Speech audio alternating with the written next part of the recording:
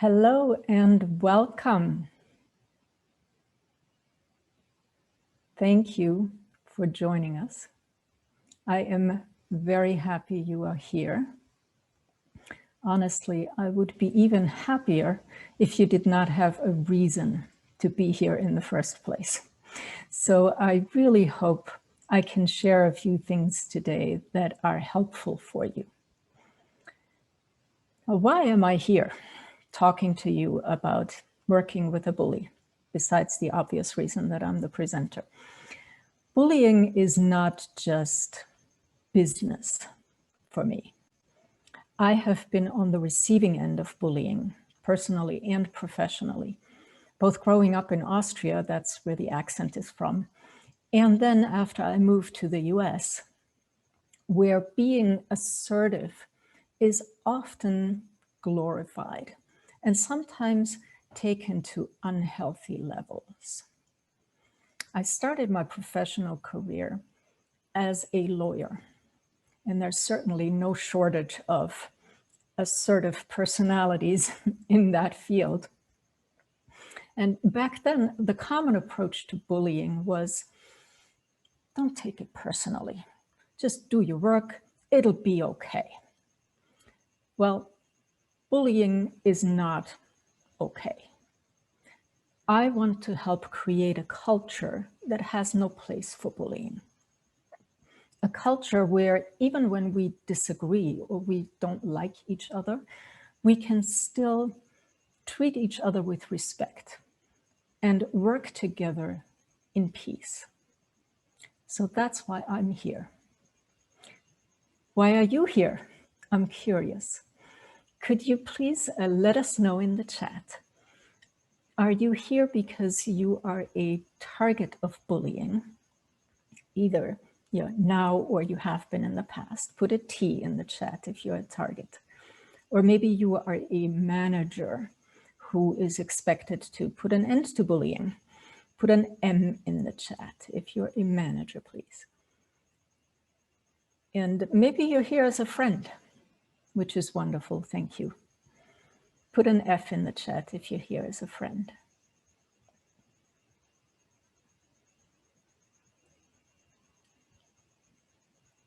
Okay.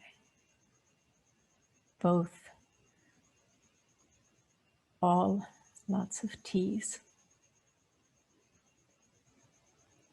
Friend and finding conflict challenging. Yes. Again, welcome. First, let me start with a brief overview of what to expect today. Now, you may see me look to the side. Those are my notes because we only have 50 minutes today. And I want you to get the most out of this session, so I'm trying to stay concise. Also, I was asked to leave some time for questions at the end, and unless I stick to my notes, I know that is not going to happen.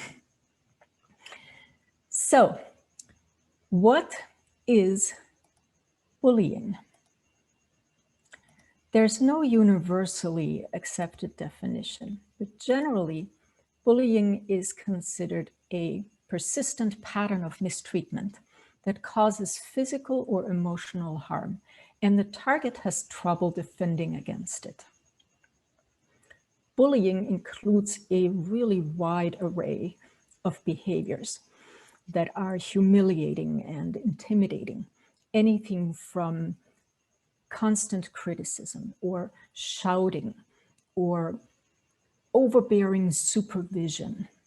Sometimes it's very subtle, like those icy stares, or you walk into a room and the room goes quiet. Subtle things that make it clear that you are not part of the in-group. So whatever the behavior is, though, it has a significant impact, both on the target in the form of emotional pain and damage to career and health, and also for management and the organization. Bullying creates a hostile work environment. That's the official term we use in the US. And it lowers morale, productivity, and profits. Nobody enjoys going to work. when somebody is being bullied. And then people spend time and energy dealing with the bullying rather than doing their work. They call in sick more often. Sometimes they leave altogether, and then it costs the company time and money to replace valuable employees. And a lot of management time is diverted managing conflict and tension rather than actually managing the organization. So in short, bullying is bad for health and well-being, and it's bad for business. In my experience, to successfully address all of that, there are three things that need to happen first. Reduce stress, balance power, and dialogue. In all of the bullying situations I have encountered, the collective stress level is way high. And everybody, sometimes including the bully, ironically, feels powerless. And as a result, people are not really talking. Or they are talking, but they're not talking to the people they should really be talking to. Or they're talking about the wrong issues. Or the conversations are not going well because everybody is so stressed. And then nothing changes. So my goal for you today is to give you a few simple things that you can do to feel less stressed and more empowered so you can have the right conversation with the right people about the right issues and hopefully put an end to the bullying.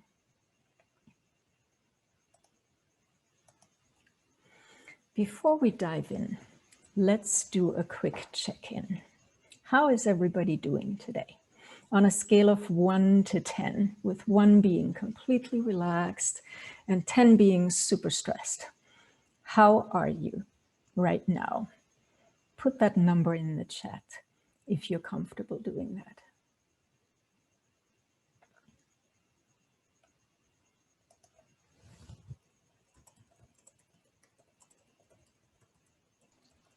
We do have one question about the intro, Lisa. Before we move on, does the criteria you listed, does it need to fulfill all 3 criteria for it to be bullying? It does not. So if you are a 5 or a 6 on the relaxometer or stressometer, consider whether this is the best time for you to be here. Definitely if you're a 7 or above, I see we have some 7s and some 8s here. Really think about whether this might be better to shut down your computer, do something nourishing, and then come back and watch the recording, which is available for 48 hours for free, when you're feeling a little more relaxed. I know on the conference schedule, there was this little spicy pepper icon next to my session to denote that this could be potentially triggering. And that's because bullying is not an easy topic. I will do my very best to approach this gently, and we will not be doing anything crazy tonight, but still, please do take care of yourself. So let's ease into this with a little bit of theory. Now, don't worry, this is not going to be a boring corporate slideshow.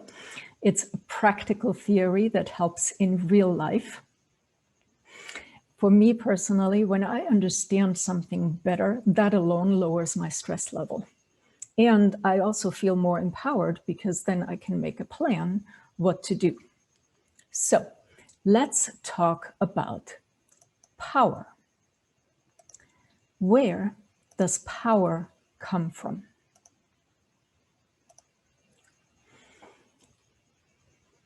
Formal power comes from your position. You may be able to force people to do things because you can threaten negative consequences. Perhaps you can reward people by promising good things to happen, or you can order people what to do because you are the boss. Personal power comes from other people who see you as an expert because you know the right things, or they may look to you as a role model because they see you do the right things. Informational power is about the data you control. Perhaps your position affords you access to sensitive information, or other people see you as an expert because you possess some secret knowledge. What all these three types of power have in common is that they come from the outside, meaning they're not in your control. If you want more of this type of power, you need other people to give it to you. Now, you may look at this, especially as a target of bullying, and say, well, I don't really have any of these types of power, so am I doomed? Or you may look at this and say, well, actually, I do have some power, but for some reason in this bullying situation I'm in, it doesn't do me any good. Well, fear not.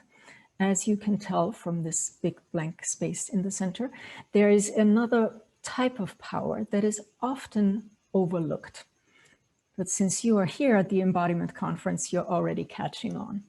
This is inner power, which comes from you, from how you are.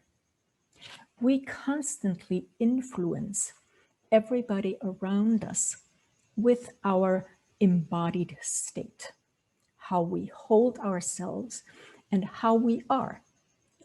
Are we angry? Are we kind? Are we calm? Are we excited or are we bored? All of that influences other people. There is great power in our state. Now, this is not a spiritual pep talk, by the way. This is science. For example, you probably have experienced that when you walk into a room full of people who are laughing because somebody just told a joke, and even though you missed the joke, so you have no idea what they're laughing about, you are laughing as well. This is because our brain constantly registers the state of the people around us. And then the mirror neurons in our brain start to fire, and as their name indicates, they mirror the state of the people around us. So, for example, if I were to talk to you and say, all right, let's talk about power. Or I go, well, we could talk about power, I guess. That lands differently in your body, right? So we influence other people with how we hold our body and how we are. Our inner power, I call it a superpower, not in the cheesy superhero kind of sense, but because it is completely in our control. We can generate as much of it as we want, and we don't need anybody else to give it to us. In my mind, this inner power is the key power for every human being to develop, especially when we want to influence other people in tense situations, such as bullying. So, you have more power than you think. Now that we are warmed up, let's do an exercise. If you are feeling stressed already, like especially our attendees who noted that there are 7 or an 8, and you decided to stay anyway, if this gets too intense, feel free to sit this one out. Close your eyes, breathe, it will be short. So this is hypothetical. Imagine you are at a networking event, and it's a group of perfect strangers. So the host says, let's all get to know each other. So please turn to the person next to you and have a chat for 10 minutes. Now you turn to the person next to you, and their name tag says bully. This is who you are going to be talking to for the next 10 minutes.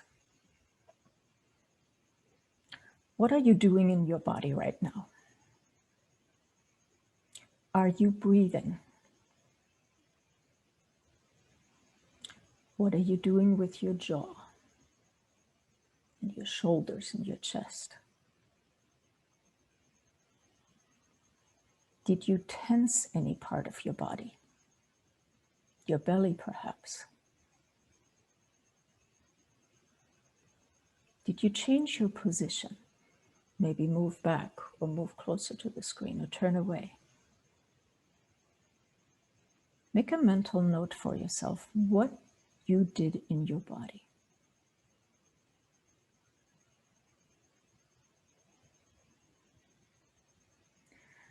Now imagine the host turns to you, pulls you aside and says, I know you don't really have to talk to this person if you don't want to. It's totally your choice, but there's also these people you could talk to. Charming, funny, respectful, caring. It's totally your choice. What are you doing in your body now? What changed?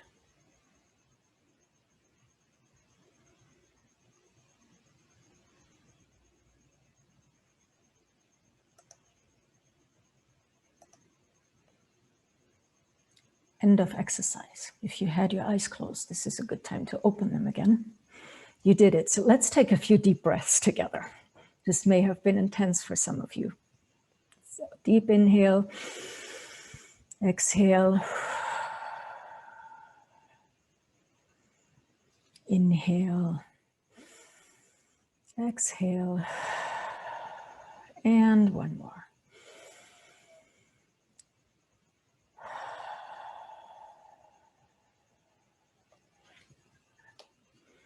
So let me ask you,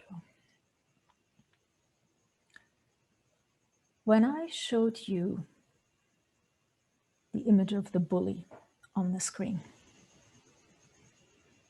did your stress level go up? Put yes in the chat, if so.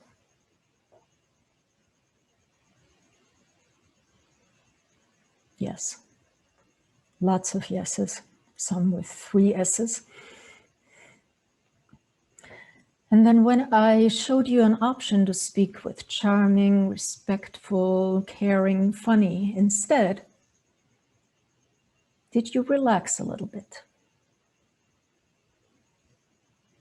Let me know in the chat. Yes, felt relieved. Usually people experience a sense of relief, thank goodness. Show of electronic hands. There's a little button in the bottom center of your screen with a hand. Show of electronic hands. Who wants to talk to the bully for the next 10 minutes, hypothetically?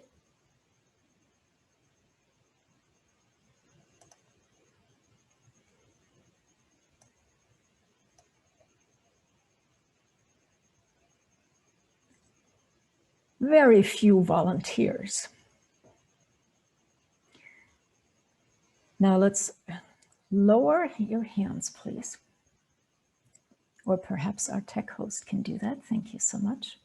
Show of electronic hands. Who would prefer to talk to one of the other people?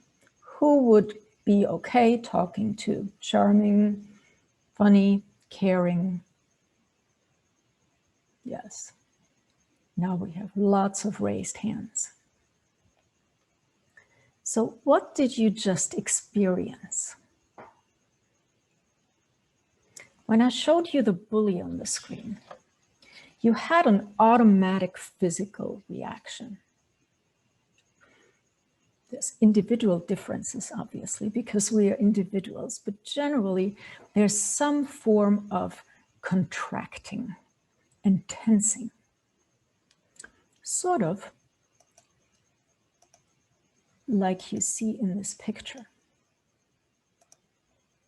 The kid on the left in the yellow shirt is being bullied. Classic bullying situation. I hope your situation is a bit more subtle than that, but this illustrates the principle nicely. So our kid on the left is moving back, chin tucked in. He's making himself smaller to be less of a target. Eyebrows are raised, which is part of the startle response. He's probably trying to figure out, oh, what do I do here? And the corners of his mouth are turned down, so he's clearly not happy to be there. Now, you may have experienced this yourself, and I know I have. When you're in a bullying situation, you don't necessarily feel all warm and fuzzy on the inside about this person. And sometimes you may not be able to think as clearly as you normally do. That is not a personal shortcoming. It is the normal human response to stress when we perceive a threat. And most people respond to being bullied with flight, like our kid on the left here. He wants to get away. And that's exactly what you experienced earlier. Most of you did not want to talk to the bully.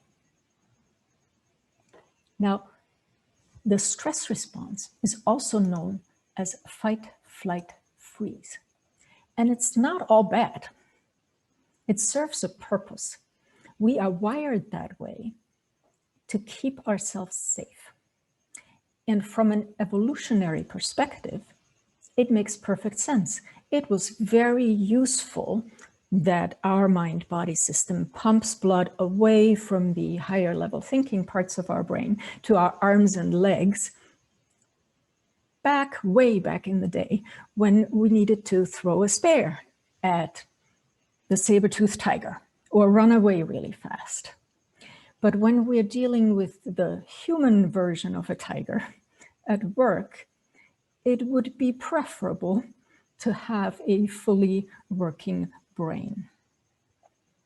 Now the question is, how do we get to that state when we are experiencing an automatic stress response? The good news is, yes, the stress response is automatic, but stress is not just something that happens to us or in us. Stress is something we do. It's an action in the body. We hold our breath. We tense our muscles. And because stress is something we do, that means we can undo stress. We can do something different. Now, this is really good news, because when we're in the middle of a bullying situation, oftentimes we can't just leave and say, sorry, I'm going now, I'm taking a bubble bath to de-stress. We need to stick around. So we can, fortunately, manage our stress response right where we are. Let's do this together. Wherever you are, plant your feet flat on the ground, if that's possible where you are. And if you're sitting, feel the surface you are on.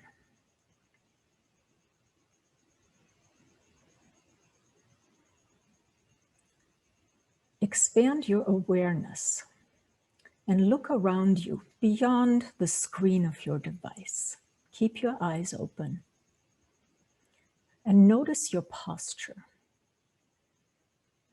If you're leaning in any direction,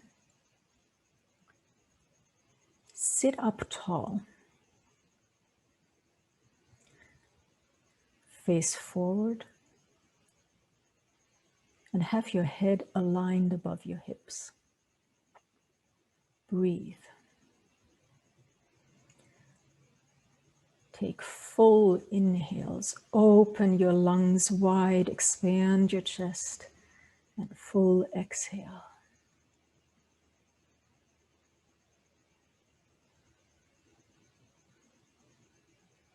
Now relax your jaw.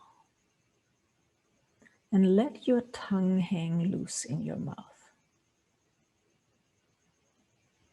Release your shoulders away from your ears.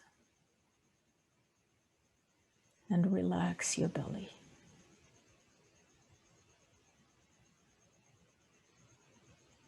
Continue to breathe.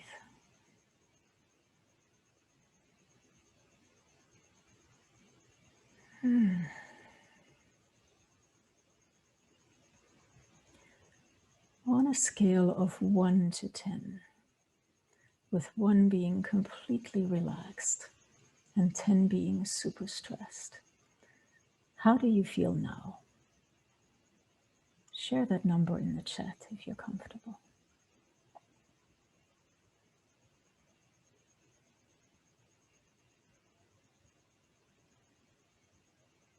Okay.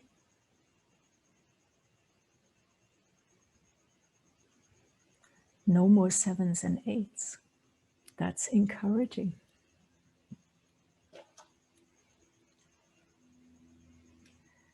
Now, what we just did, I call power centering. Plant your feet, open wide and expand, and relax your core. That counteracts your fight, flight, freeze response. Instead of contracting and tensing, you expand and relax. And in that state, you also influence the people around you with how you are. So not only are you calming yourself down, but you also calm down the people around you because their mirror neurons are firing and responding to your calm, grounded, open, relaxed state.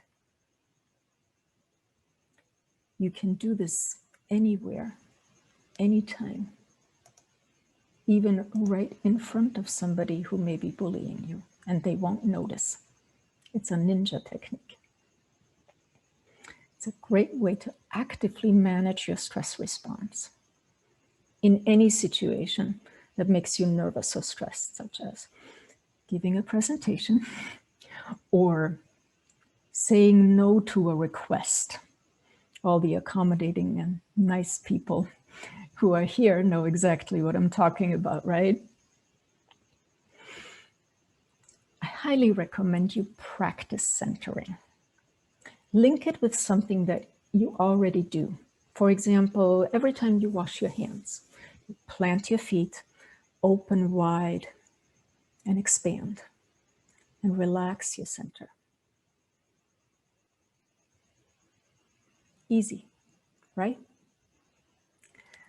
So, if this is the only thing you're taking away from today's session, you will be way ahead of the game. That alone will help you a lot. Now, since we got our creative brain back online by managing our stress response, let's put it to use. You remember this person here, the bully. You did not know who that is, but most everybody said, nope, not talking to that one. But then you were given the option to talk to charming, funny, etc. instead. And most of you were, okay, I'll talk to those. No idea who these people are, but yeah, I'll talk to them. That is the power of a label. The first thing I recommend to my clients when they tell me, Lisa, I'm dealing with a bully, is don't call them a bully.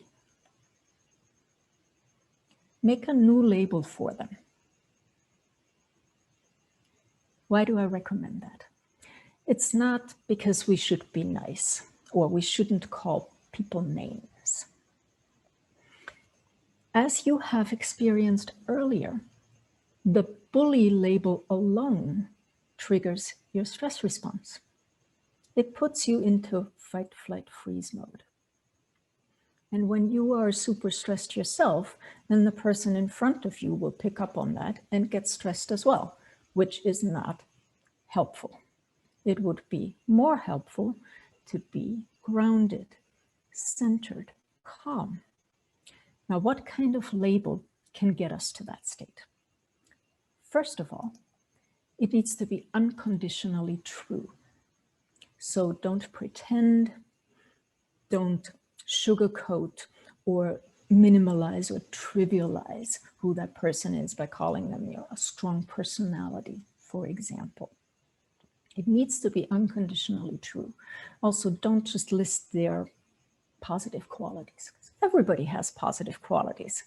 So if you are merely saying, oh yeah, this person is smart, your brain will go, yes, he's smart, but he's really a bully. So unconditionally true is key. And secondly, be descriptive. 1 or 2 words are not a description. Bully, bulldozer, dictator, even strong personality.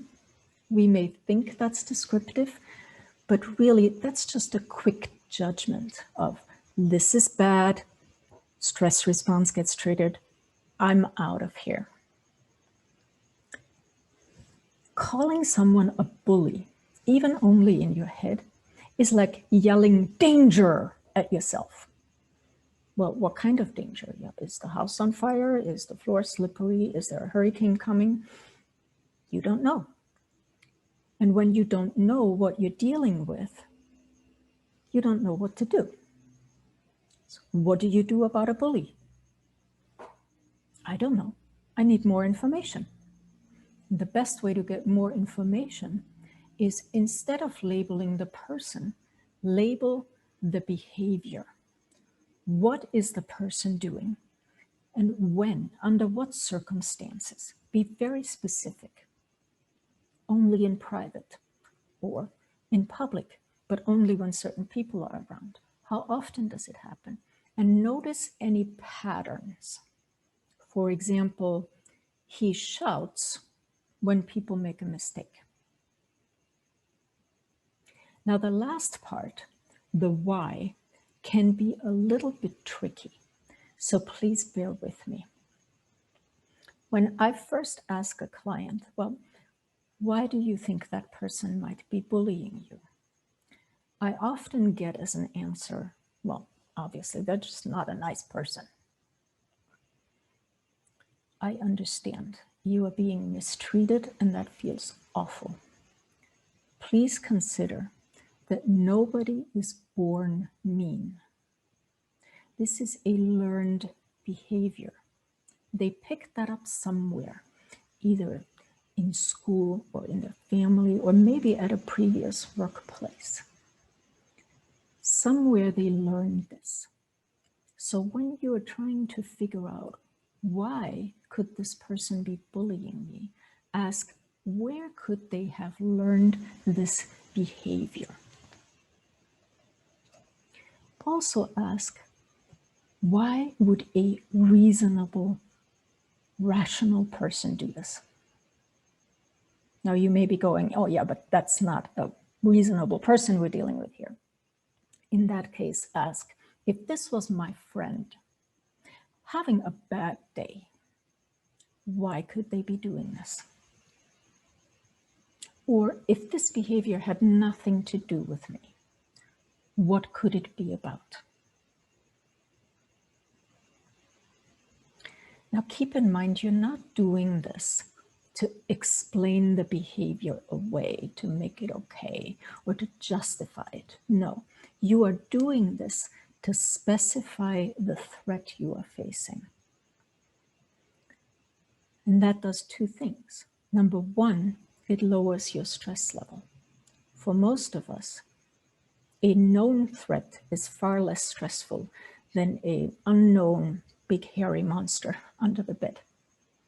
And number two, you are more empowered, because when you know what it is exactly that you're facing, then you can make a plan on what to do about it. So there's one more thing that a lot of people miss when they're trying to figure out why the bullying is occurring. Let's look at our two kids again. Our kid on the left in the yellow shirt is obviously being bullied. He is embodying flight. Now the kid on the right in the blue shirt, on the other hand, is making himself bigger. He's leaning forward. He's poking with one finger, and the other hand is in a fist, ready to do what? Fight. And what is fighting? Also a stress response to a perceived threat. Many people overlook this. You may be thinking, well, wait a minute, I'm the one being threatened here. What could they possibly be threatened by? Well, the way they see it, you are the threat. Maybe you have brilliant ideas and you're competition. Or maybe you make mistakes sometimes and you slow down a project or two. Or maybe you're just different and they don't know what kind of box to put you in. They experience you as a threat.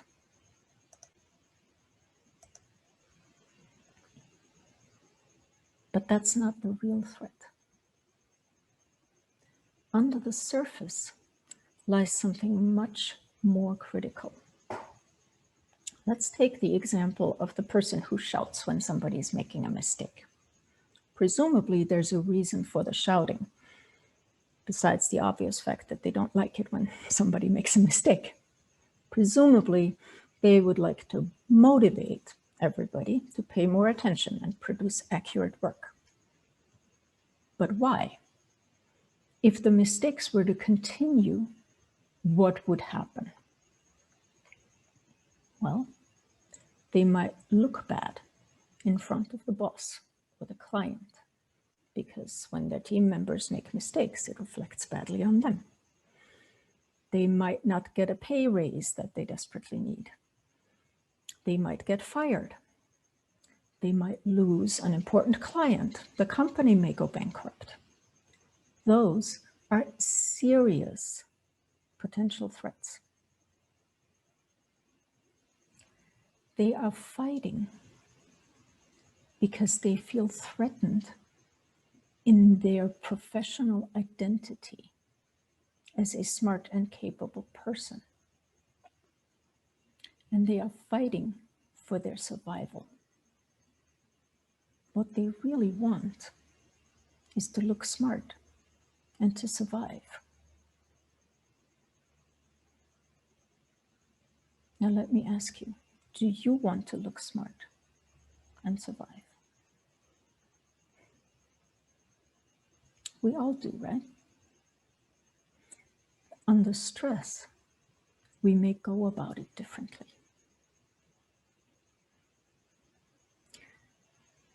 When you look at your specific bullying situation through that lens, that bullying is a stress response to a perceived threat, I'm curious, does it look different?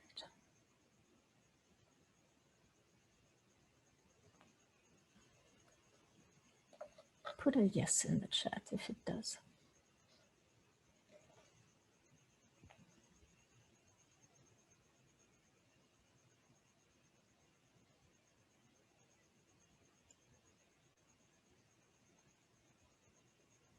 Lots of yeses. Okay. Okay. So let's look at a new label for our hypothetical person who is shouting when people make a mistake. He shouts at his team members when they make careless errors because he wants to motivate them to produce more accurate work. Maybe he had a teacher who shouted at him and that helped him pay more attention to detail. He may be worried about losing our biggest client, which would bankrupt the company. Does this cause a different reaction in your body than bully?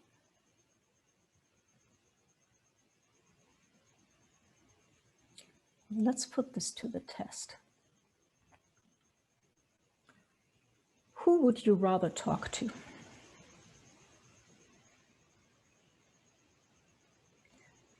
Raise your hand if you would rather talk to the person on the right who shouts at his team members.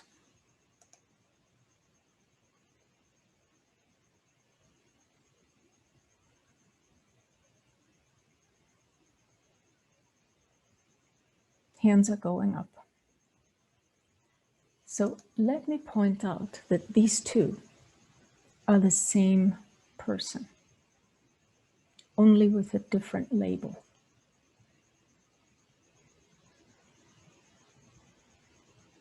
Also, please remember, you don't have to be excited about talking to this person. All that's needed is for you to be calm enough and have your creative brain online enough so you can have some ideas on what you might be talking about and how you might address the behavior. For example, if you're looking at this new label and you're thinking, well, actually, being shouted at does not motivate me. What would be much more helpful and useful is if we had more time to double check our work. If you're thinking about what you could do next, even when you doubt whether that would work or not, that's how you know you have a better label. All right, let's take a deep breath.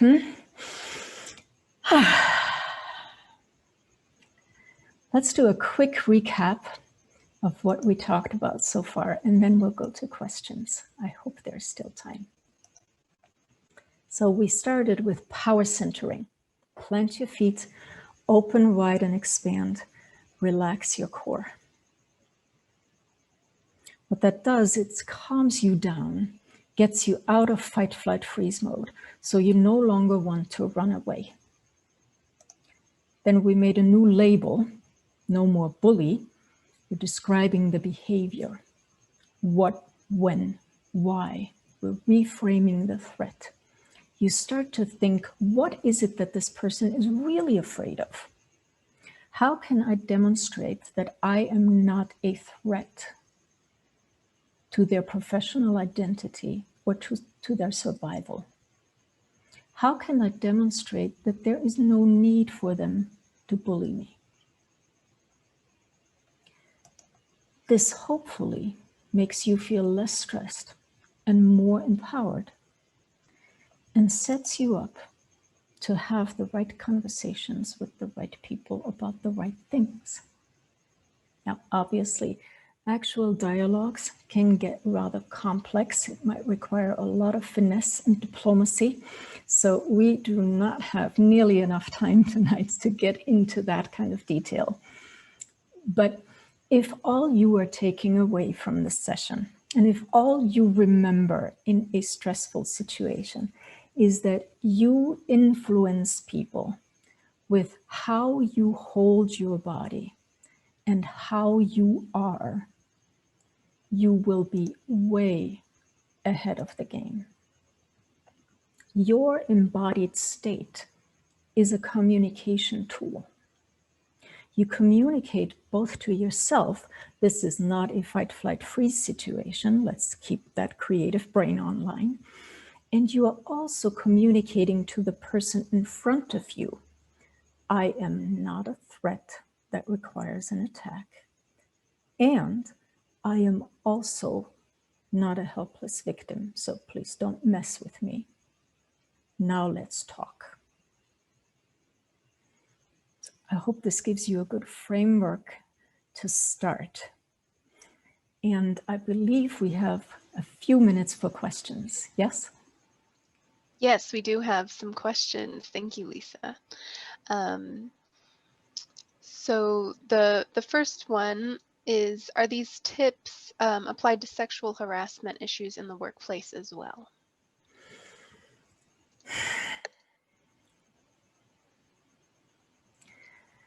That is a challenging question for many reasons. Okay. Well, First, I can, and it might be easier. There's some other questions that are maybe related about crossing the line. So if you have strong ties with someone, or when the bully has real destructive power in that person's life, and they can't escape the situation, maybe they're all kind of related and you can come at it from that angle. Okay. So first of all, and this is me speaking as a martial artist, safety, safety, safety. If you are physically unsafe, that needs to be addressed first and foremost. So if you are in any kind of situation where you are being physically abused, please, please, please, as soon as possible, learn some self-defense skills. Obviously, centering helps, but centering does not necessarily stop a person from hitting you. You need to learn how to block. I would love to talk more about this, but I don't think I could do the question justice in just a few minutes. But feel free to email me or contact me, and we can have a longer conversation. Okay. Some more questions here. How can I demonstrate that I'm not a threat to them? Doesn't that place the burden of how somebody behaves to me? Yes, I hear that question a lot. And I also saw previously in the chat that somebody said, it doesn't make me feel better to make excuses for the bad behavior. And I think these two are related. So very important, you are not making excuses for the bad behavior.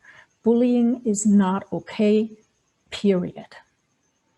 What you're trying to do is understand the behavior better so you can get an idea of how you might address it. It does not make it okay to understand why they're doing something, but it helps you deal with it, hopefully.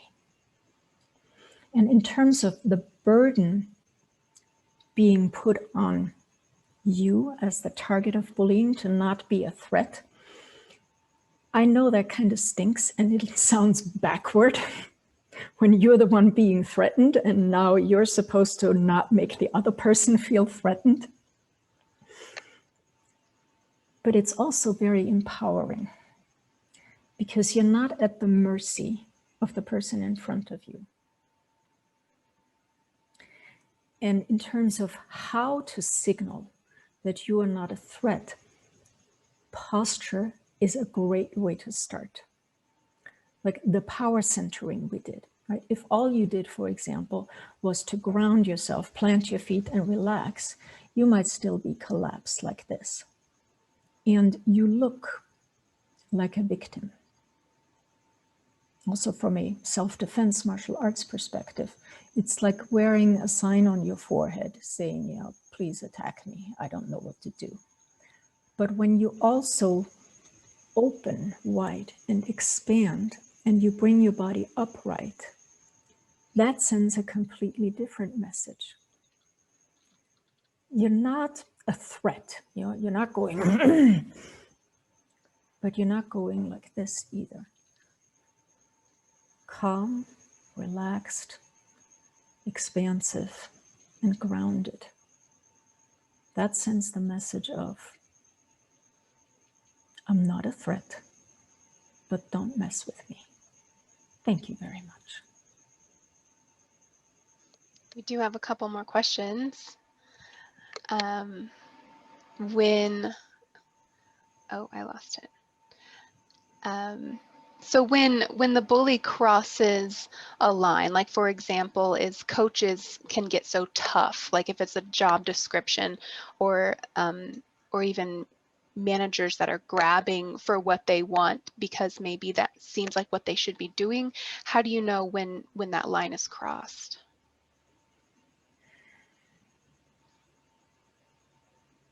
I'm not sure I understand what you're asking. Okay, how do you know when, like, so for example, the coach, if a coach is like pushing you really hard and it kind of becomes abusive, Okay. and So, your sensitivity kind of goes up. yes. So a good rule of thumb is to watch what you're doing in your body. If you are doing stress in your body to the point that it's not just uncomfortable, but you feel like I must get out of here, or I cannot take this anymore, then that's clearly crossing the line. So listen to your body. It's a great communication tool with yourself. I know somebody was asking, sometimes the threat comes in the form of an email. And is it important to communicate calm to yourself as well? Yes. Yes, it is. And then one last question before we get into closing comments here. What if you can't figure out why you were a threat to the bully? I recommend you talk to somebody who is not directly involved in the situation. Preferably somebody who's not on your team and who won't just commiserate with you and say, oh, that's so awful. Somebody who can have some objectivity and some neutrality. A lot of times it's much easier for other people to see what's going on. See if that helps. Okay. Well, I just put Lisa's website in the chat here. You can reach her there. I know there were some questions we didn't get to. There were actually quite a few. This is a big topic, so thank you so much for giving us some insight on how to handle these situations, Lisa. And for everyone, just closing comments, this recording is free for the next 48 hours. If you would like to keep it forever, as well as all 1,000 presentations from the Embodiment Conference during the conference, that package is half price, so now would be the time to get it. If you can't do the whole package, there's also, you can also just buy one channel, like this is the leadership channel, you can just buy one. There's also, if you can't do, there's also, if you just want to donate as a thank you for us putting on the conference, it has been a lot of hours and work and volunteers putting this together. There's a donate button on the Embodiment Conference page as well. Our tech host, Sandra, will put in the links for that. There's a private Facebook group, the Embodiment Conference, and the leadership channel has a Facebook group as well. Last thing, and yes, the library does allow you to digest this in your own time. It is impossible to see all 1,000 presentations in this span, so getting the package does allow you to digest literally years worth of information and insight at your own pace. And Lisa, our last question for you is, what is your top tip to stay embodied, to stay in our bodies? When things get tense, plant your feet, open wide and expand, relax your core, and influence with how you are. Beautiful. Beautiful. Thank you so much for being here this Thank you evening. so much for joining us tonight. Thank you. Thank you. And thank you for everyone all over the world. The next presentation coming up is in 2 hours on the Leadership Channel. We hope to see you then. Everyone have a great day, morning, night. See you next time. Thank you. Thank you.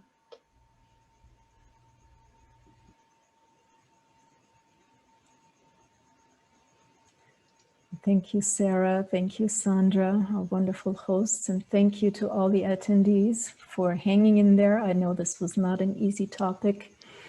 Thank you for all your comments. I know there were a lot of them in the chat. I unfortunately missed a lot of them because they go by very fast. Please feel free to contact me. I will do my best to respond to you personally. Thank you so much for joining. I really appreciate it. And I wish you all the best in transforming your bullying situation. Please remember you have more power than you may think.